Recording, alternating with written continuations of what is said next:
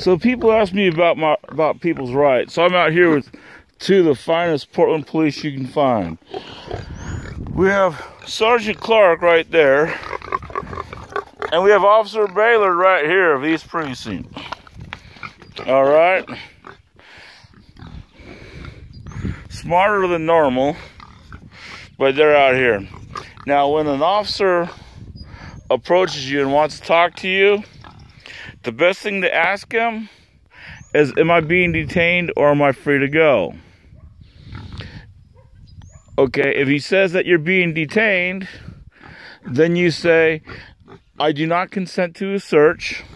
I do not consent of my persons or property, and I want to speak with a lawyer. Okay, these are fundamental rights. Now, as you can see, Baylor is getting a little bit upset about all this, as she should. And Clark doesn't like this at all. So let's look at these rights that you got that everyone seems to forget. Okay, under the Fifth Amendment, you have a right not to say anything that's incriminating to a police officer. Okay, and they cannot stop you unless they have probable cause that you committed a crime. Okay, another mistake I see people do all the time is they roll down their window all the way. This gives the officers a chance to look inside the people's vehicles. Now, you see, you can tell they're getting a little bit frustrated at the way I'm talking. Okay, when you give these officers a chance to look in your vehicle, they will do that at every chance they get. Now, remember, whatever they see, they can take. So you don't want to roll the window all the way down. Never, ever, and I see it all the time, never, ever, ever consent to a search of your vehicle, because you never know. You might have picked up a friend of mine. A friend took the friend over to another friend, and the guy may have lost a little nugget in your car. Okay, meth, coke, whatever, right? Well, if the cop searches your car and finds that nugget, you're now in possession of a Class A felony. Now, that's a very bad thing, because you gave up your rights against search and seizure. And you can tell these officers are getting pretty frustrated. Okay.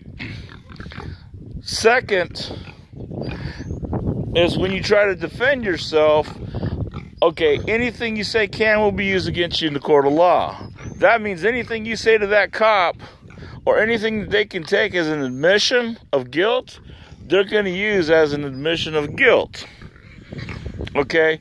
You can't say anything positive, because whatever's positive is actually hearsay and falls under the hearsay law. So the only thing you can do is bury yourself. Okay, now I hear this people, well, the officer has to hear my story. Well, that makes about as much sense as reaching my hand in here and getting it bit. Because you cannot, the officers will not give you any kind of leeway as far as your conditions, as far as what's going on.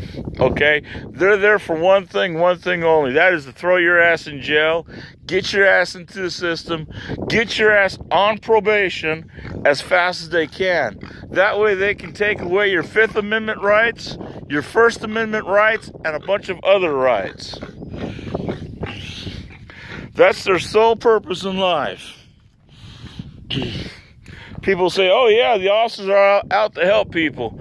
I've offered several times to go out and film them doing stuff positive. I even gave officers my phone number, and that doesn't happen. People wonder why we call the lights on top of the police car sex lights. That's because someone is always getting fucked.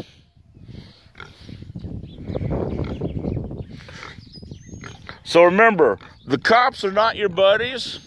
They're there for the system. They're there to make sure that you get screwed. Okay? 2, never, ever say anything to a cop. You have a Fifth Amendment right not to say anything that's incriminating. You have to tell a cop, I'll tell you, I want to do my Fifth Amendment rights. I don't want to talk to you. If you want to talk to me through my lawyer. Okay? And 3, never, ever, for any reason, let them search your car. Because like I said, you don't have to have something in there. All someone has to do is accidentally drop something in your car, and you're looking at a felony. And on top of it, they'll take your car. So, yeah, never, ever, ever give the cops the benefit of the doubt, because they will fuck you every time. All right? If they stop you and they ask you questions, don't answer the questions. It's their job to prove their case. It's not your job to prove their case for you or for them. You're going to have a hard enough time proving your case. So remember, don't let the cops, don't prove the DA's case. And always remember, you know, they want you to plea bargain so they can get more cases through. Always ask for a jury trial. You know, because there's a lot of positive things that can come out of it. You get found not guilty. You can get a hung jury, or you can get convicted. But you're probably going to get the same thing if you're convicted than if you pled guilty. So always remember that, and always remember the DA's not the ones that make the deals. And especially, do not listen to the cops. They sit there and say things will go better for you. We can work a deal out. The police have no legal authority to work anything out. Here, I'll get you probation. I'll get you community work service. All right, this is what's going on. You tell him everything. He takes you to jail, or writes you a citation. You go into court, and you just admitted to everything he just sat there and is charging you with.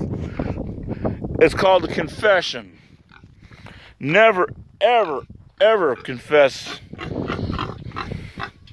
or say anything that might even resemble guilt. That's why I say, always tell the cop you want to enforce your Fifth Amendment rights, and don't say anything to them. Because they can get you they can sit there and talk about football. Hey, I love football. Get you to talk about football. Next thing you know, they're weeding back into the crime. And you just gave up your Fifth Amendment rights because you wanted to talk about football, and they snuck the crime back into you. Remember, don't say nothing. That's why you have a lawyer. Let your lawyer talk for you. This is Bob with Film the Police signing off.